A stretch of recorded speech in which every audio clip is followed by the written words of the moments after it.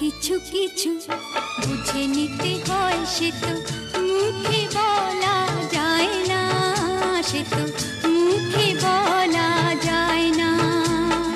কথা কিছু কিছু বুঝে নিতে হয়, সে তো মুখে বলা যায় না, সে তো মুখে বলা যায় না। চোখের কথাই মনের কথা, চোখে মনের আয়না। কথা কিছু কিছু বুঝে নিতে হয়, সে তো মুখে বলা যায় না, সে তো মুখে বলা যায় না।